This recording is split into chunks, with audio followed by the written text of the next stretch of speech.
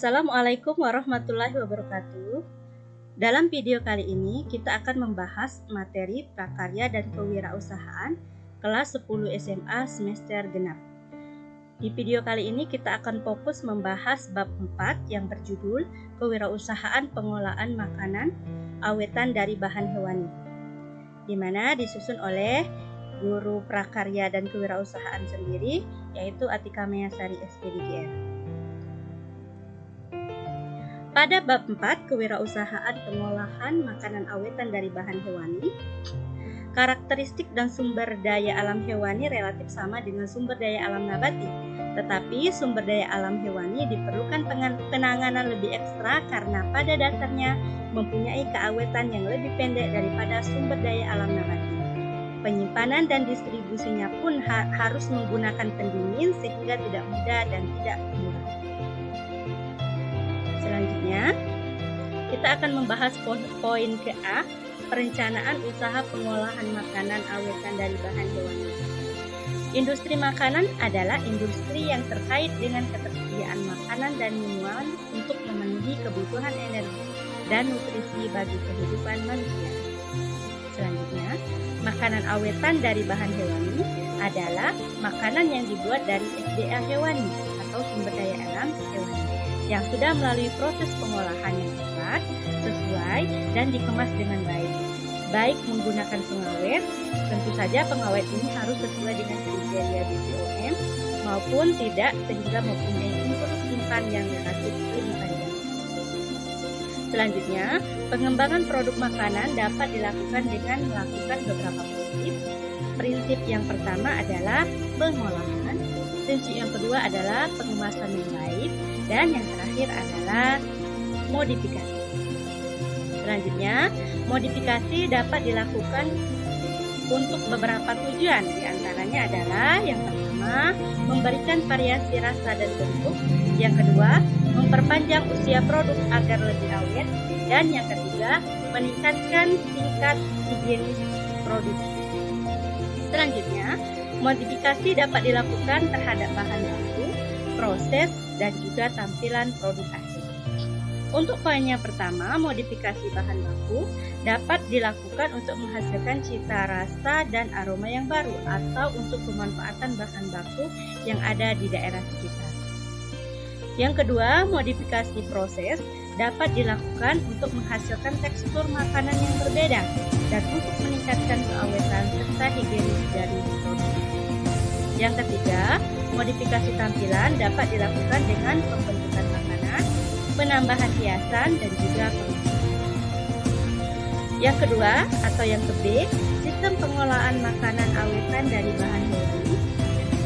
Makanan berdasarkan kadar airnya dapat dibagi menjadi dua, yaitu makanan kering dan makanan basah. Yang selanjutnya, produk makanan juga dapat dikelompokkan menjadi makanan jadi dan makanan setengah jadi. Apa itu makanan jadi? Makanan jadi adalah makanan yang dapat langsung disajikan atau dimakan. Selanjutnya, apa itu makanan setengah jadi? Makanan setengah jadi adalah yang membutuhkan proses untuk mematangkannya sebelum siap untuk disajikan dan dimakan. Yang selanjutnya, menurut bahan bakunya, makanan dikelompokkan pada makanan yang berbahan hewani dan yang berbahan nabati. Apa itu makanan yang berbahan hewani? Maksudnya adalah yang berasal dari hewan seperti sapi, ayam, ikan, dan lainnya. Apa itu makanan yang berbahan nabati? Adalah yang berasal dari tumbuh-tumbuhan. Yang selanjutnya,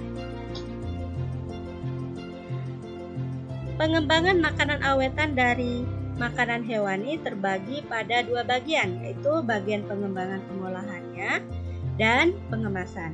Untuk bagian yang pertama, pengolahan, teknik pengolahan diharapkan dapat meningkatkan nilai tambah suatu produk, termasuk sumber daya alam hewani yang melimpah, bisa dilakukan pengolahan yang tepat sehingga menghasilkan produk yang baik. Selanjutnya, beberapa prinsip pengawetan yang bisa dilakukan dalam proses pengolahan makanan yaitu sebagai berikut. Yang pertama, pengawetan dengan suhu tinggi. Itu bisa kita lakukan dengan cara pengeringan, baik pengeringan alami misalnya dengan cahaya matahari atau juga pengeringan buatan misalnya dengan oven. Dan yang kedua adalah pengasapan. Itu untuk pengawetan dengan suhu tinggi. Yang kedua, pengawetan dengan suhu rendah bisa dilakukan dengan proses pendinginan dan pembekuan. Yang ketiga, pengawetan dengan iradiasi. Iradiasi, apa itu iradiasi? Iradiasi merupakan salah satu jenis pengolahan bahan makanan yang menerapkan gelombang elektromagnetik. Iradiasi bertujuan mengurangi kehilangan akibat kerusakan dan pembusukan, serta membasmi mikroba dan organisme lain yang menimbulkan penyakit terbawa makanan. Prinsip pengolahan, dosis, teknik dan peralatan, serta persyaratan kesehatan dan keselamatan, dan juga pengaruh iradiasi terhadap makanan tentu saja harus kita perhatikan. Yang selanjutnya, pengawetan dengan bahan kimia bisa dilakukan dengan karbon dioksida atau CO2, gula, asam, dan garam. Selanjutnya untuk poin kedua, pengemasan. Kemasan berfungsi untuk yang pertama, menjaga agar produk tetap higienis dan awet.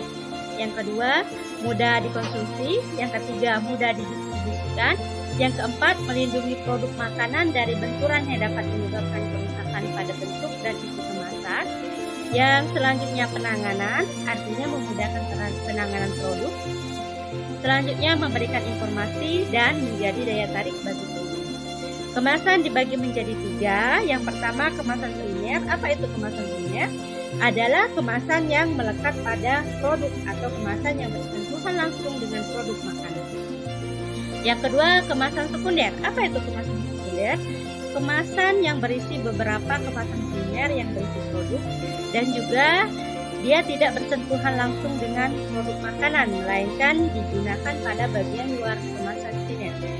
Pada kemasan sekunder ini harus dicantumkan keterangan dan informasi teknis tentang produk makanan yang ada di dalamnya, seperti berat bersih, kandungan bahan, dan keterangan kadaluarsa. Yang ketiga adalah kemasan tersier. Apa itu kemasan tersier? Kemasan tersier adalah kemasan untuk distribusi atau yang dapat memuat beberapa kemasan sekunder. Selanjutnya, pada produk makanan, proses pengemasan berkaitan erat dengan proses pengolahan produk. Pengemasan berperan penting dalam menentukan keawetan produk makanan yang digunakan. Kemasan makanan mempunyai tujuan untuk melindungi produk dari pengaruh lingkungan seperti uap air dan juga mikroorganisme. Kemasan untuk produk makanan harus mempunyai beberapa persyaratan sebelum diputuskan digunakan untuk mengemas makanan atau minuman yang akan kita produksi. Apa saja persyaratannya? Di antaranya adalah sebagai berikut. Yang pertama, kemasan harus dapat melindungi isi dari pengaruh lingkungan dan saat distribusi. Misalnya, keripik akan lembek jika kemasannya tidak dapat menahan H2O atau air yang masuk melalui porisnya. Yang kedua, persyaratannya adalah kemasan harus menjadi media penandaan terhadap barang yang dikemas, sehingga pelabelan harus tercetak dengan jelas dan kompleks.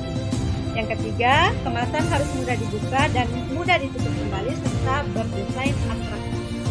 Yang selanjutnya, kemasan harus dapat mempromosikan diri sendiri bila dipajang di etalase toko atau swalayan. Dan yang terakhir adalah bahan kemasan akan lebih baik jika ramah lingkungan dan dapat didaur ulang. Selanjutnya, selain kualitas kemasan, hal yang harus diperhatikan adalah label dari kemasan produk makanan fungsional tersebut. Ada 8 hal yang wajib ada pada label yang harus dicantumkan secara lengkap. Apa saja 8 hal wajib tersebut? Yang pertama, nama produk. Itu harus sesuai dengan SNI atau Standar Nasional Indonesia. Yang kedua, nama dagang. Nama dagang ini jangan menggunakan yang sudah digunakan oleh produsen lain. Yang ketiga, berat bersih atau isi bersih bergantung pada bentuk padat atau cair. Untuk padat digunakan berat bersih dan untuk cair digunakan isi bersih. Sedangkan untuk pasta boleh menggunakan berat bersih atau isi bersih. Yang selanjutnya nomor pendaftaran. Nah, nomor pendaftaran ini ada 2, MD atau ML dan juga PIRT. MD atau ML itu bisa kita peroleh di BPOM, sedangkan PIRT itu bisa kita peroleh di Dinas Kesehatan Kabupaten atau Kota setempat. Apa itu kok nomor pendaftaran MD atau ML? Itu adalah nomor pendaftaran untuk industri menengah besar. Sedangkan PIRT itu adalah nomor pendaftaran untuk industri mikro kecil. Yang selanjutnya, nama dan alamat produsen itu juga merupakan hal yang wajib dicantumkan, seperti nama perusahaan, nama kota tempat produksi, kode pos, dan nama negara jika untuk ekspor. Tanggal kadaluarsa ini juga harus wajib kita perhatikan. Itu ditulis baik digunakan sebelum atau biasanya ditulis juga dengan best before. Yang selanjutnya komposisi. Nah, komposisi ini ditulis diurutkan dari yang penggunaannya yang terbanyak. Yang terakhir, kode produksi adalah kode yang untuk dipahami oleh internal perusahaan untuk kepentingan pengawasan mutu produk.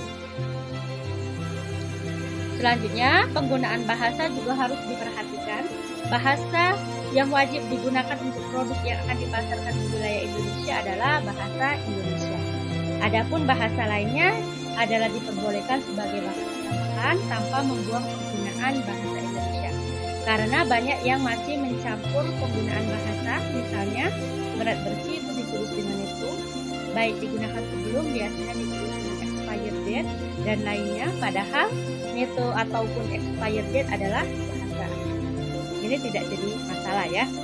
Yang selanjutnya, adapun produk untuk diekspor sebaiknya selain menggunakan bahasa Inggris juga ditambahkan bahasa negara yang akan dituju.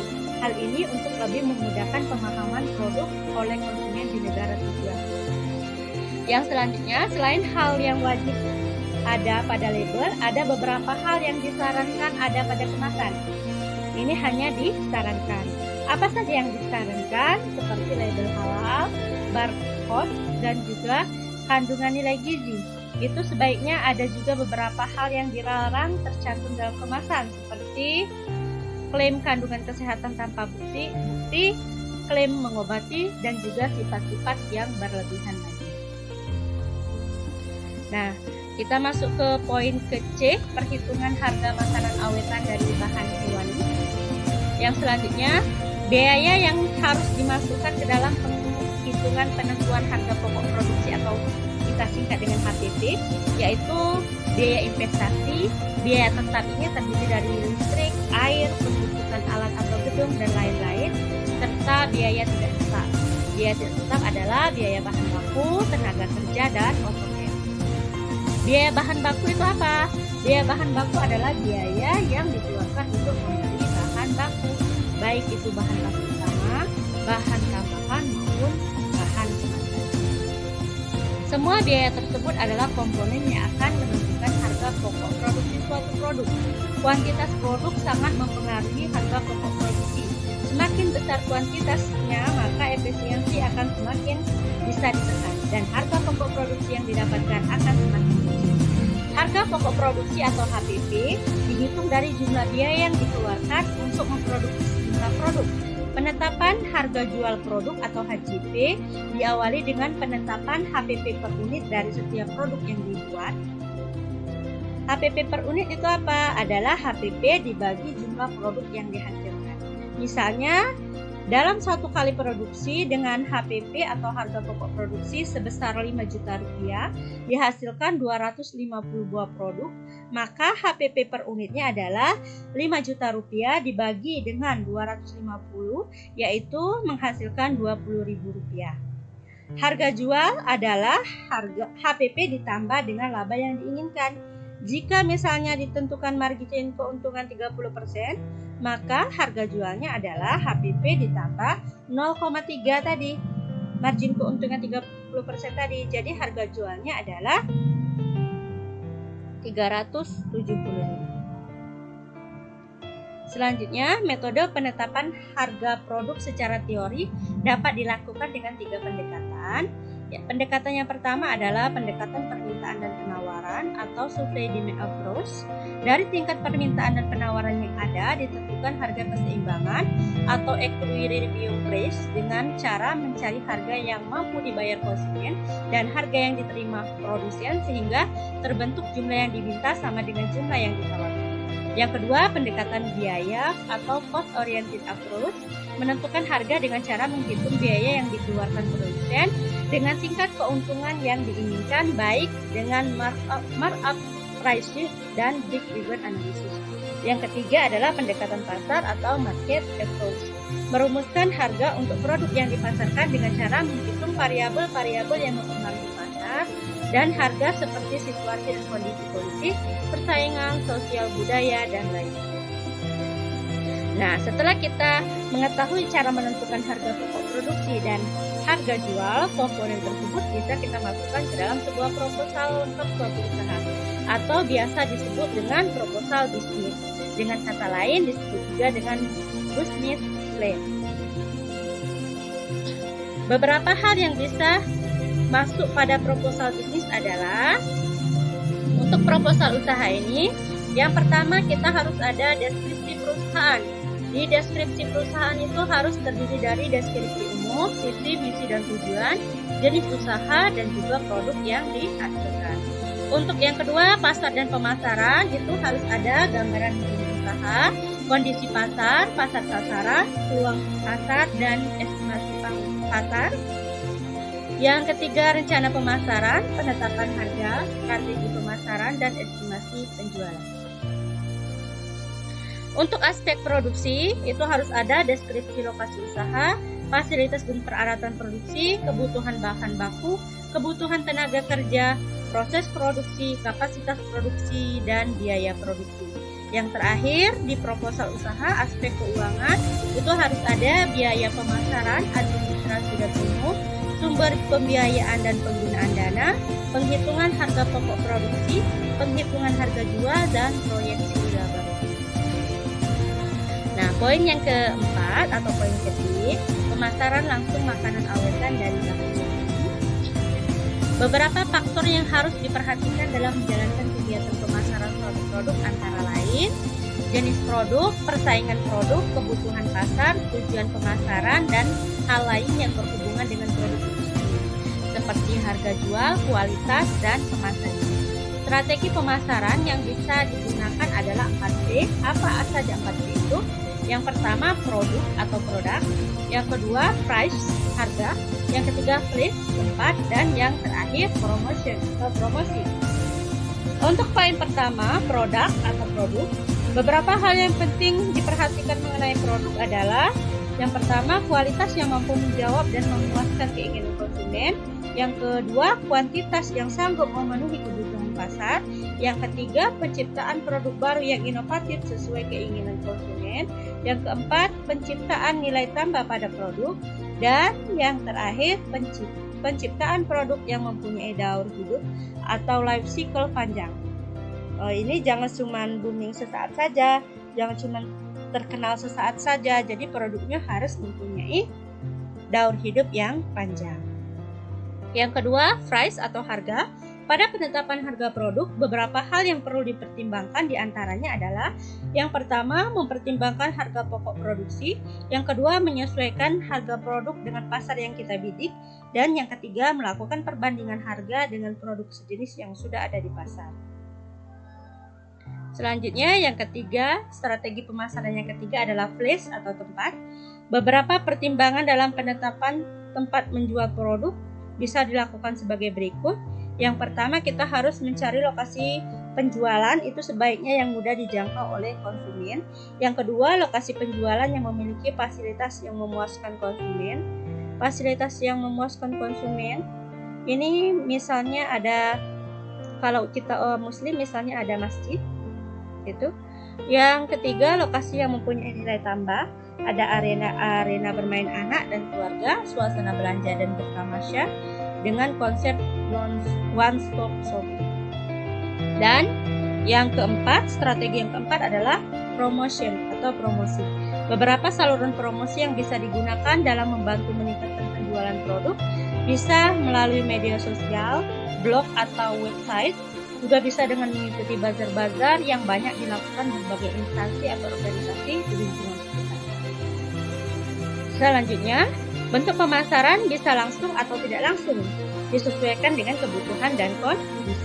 Pemasaran langsung menurut Direct Marketing Association adalah sistem pemasaran interaktif yang menggunakan satu atau lebih media iklan untuk menghasilkan tanggapan dan atau transaksi yang dapat diukur pada suatu lokasi.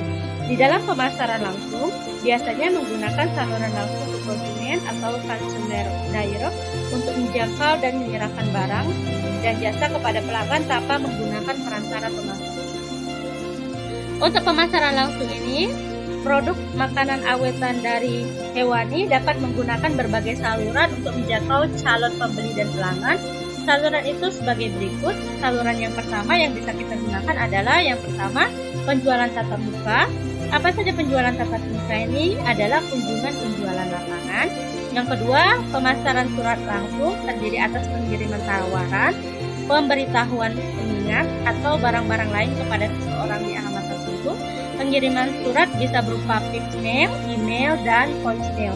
Pemasaran melalui katalog itu terjadi ketika perusahaan mengirimkan satu atau lebih katalog produk kepada penerima yang terpilih.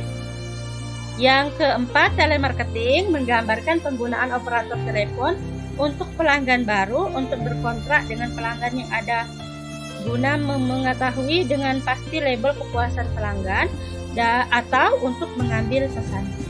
Yang selanjutnya kelima adalah TV dan media dengan tanggapan langsung lain. 3 cara TV dalam mempromosikan penjualan langsung, iklan tanggapan langsung, saluran belanja di rumah, dan video teks dan TV interaktif.